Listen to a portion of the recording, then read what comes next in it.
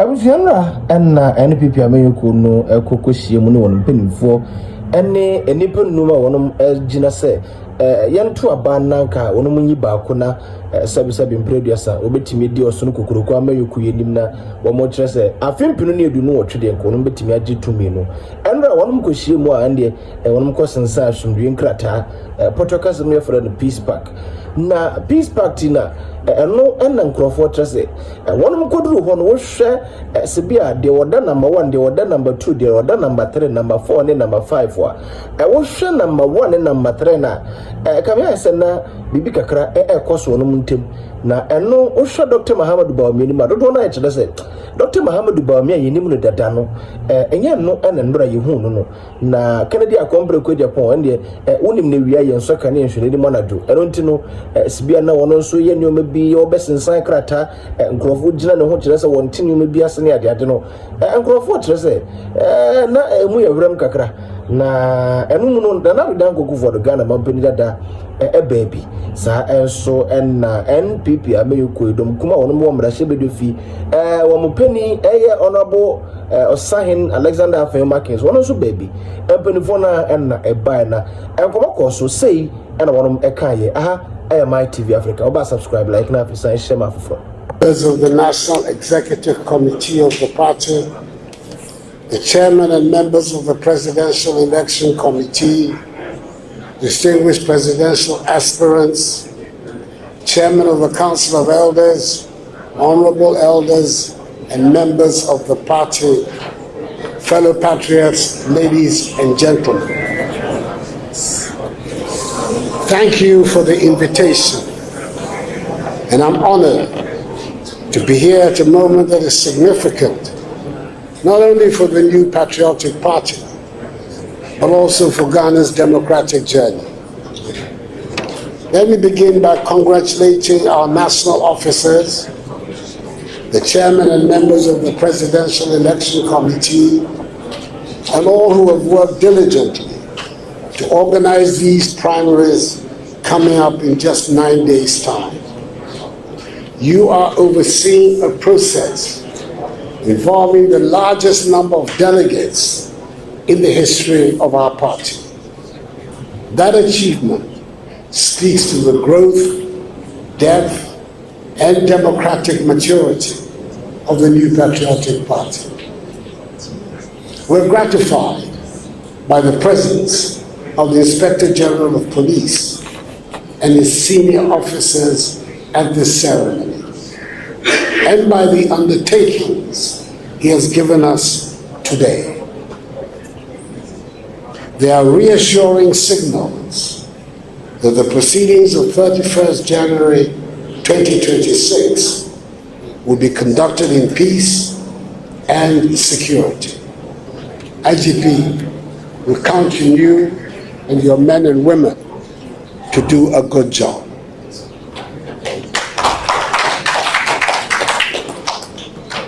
Ladies and gentlemen, our party did not begin today, even though a handful of us were privileged enough to be around in its early days. It did not begin yesterday. Its roots go back to 1947, with the formation of the United Gold Coast Convention, UGCC, from which the Dankwa Dombo Busia tradition proudly draws its lineage. At that founding moment, a clear and principled decision was taken. Leadership will be determined by the ballot, not by force, intimidation, or intrigue. George Alfred Park Grant was unanimously elected president and chairman. J.P. Dankwa and R.S. Blair became vice presidents. R.A. Awona Williams served as treasurer. The other members of that inaugural executive committee were Edward Akufo-Addo, Emmanuel Obeche Bilamte, J.W. de Graaf Johnson, John Sibu, and Kwabena Kesu. They were men of strong views and strong personalities, but they were united by discipline, mutual respect, patriotism, and an unshakable belief in orderly democratic process. From that beginning emerged a lesson that still guides us today. While the ballot must decide who becomes what, the true test of our internal democracy lies in the conduct of winners and losers alike, before, during, and after the contest. That lesson was reaffirmed in 1992 after the first presidential primaries of the New Patriotic Party. Once the party chose Professor Albert Addo as our flag bearer, all the other aspirants, including Dr. Kofi Jane Selby, Mr. John Agyekum Kufuor, and Dr. Kwame Safo-Addo, closed ranks and supported him. I was campaign manager of the flag bearer at the time, and I saw firsthand what unity meant, how discipline, sacrifice, and collective purpose strengthened the party, even under the most difficult conditions of the time. That spirit must guide us still. Fellow patriots, a party that cannot manage victory with humility or defeat with dignity cannot expect to win the confidence of the Ghanaian people. As we are reminded, a house divided against itself cannot stand. In such a house is certainly not attractive to the electorate. Ghanaians are watching not only what we say, but also how we behave. I know the campaign has generated some heat among aspirants and supporters. I believe I'm qualified to say that we have seen it all before. Do not be discouraged by the excesses. The thirst for power and the unity required to win power must combine to motivate us to choose fraternity over factionalism once the primaries are over. Permit me another personal reflection. In 1998, I contested the presidential primaries and came second to John Agyekum Kufuor, subsequently the second president of the Fourth Republic. When the contest ended, I did not hesitate. I became his chief campaigner. That decision was not about convenience. It was about conviction. The unity we demonstrated then helped deliver the first historic presidential victory of the NPP in 2000.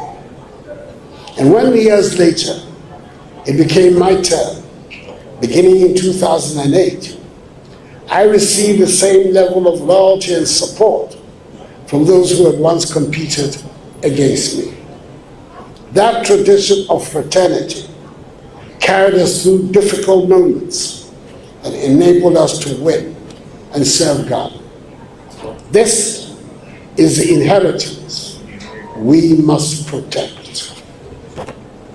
We should never forget that the ideology of the New Patriotic Party remains deeply attractive to the majority of Ghanaians. Our commitment to individual liberty and the respect for human rights, private enterprise, the rule of law, human development in a society of shared prosperity resonates across this country. When we falter, it is rarely because our ideas have failed. This peace pact, this commitment pact, is therefore not a mere ceremony. It is a solemn covenant, a commitment that ambition will not override fraternity, that competition will not descend into hostility, and that once the ballot has spoken, the party will move forward as one. To the aspirants gathered here today, your conduct will shape the moral tone of the NPP and the future of our country. Your supporters, the grassroots, and the youth of this party are watching you. History will judge not only who wins, but also how all of you conduct yourselves. Let me be clear. The NPP is bigger than any individual.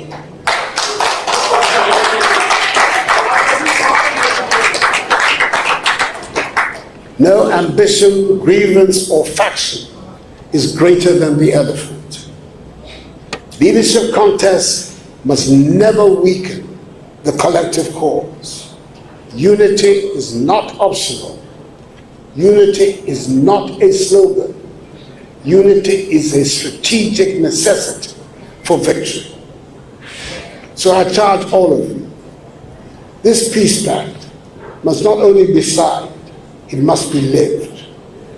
Over the remaining days, let your campaigns be firm but fair, competitive but respectful. Ours is a tradition that rejects fear, insults, intimidation, and bitterness.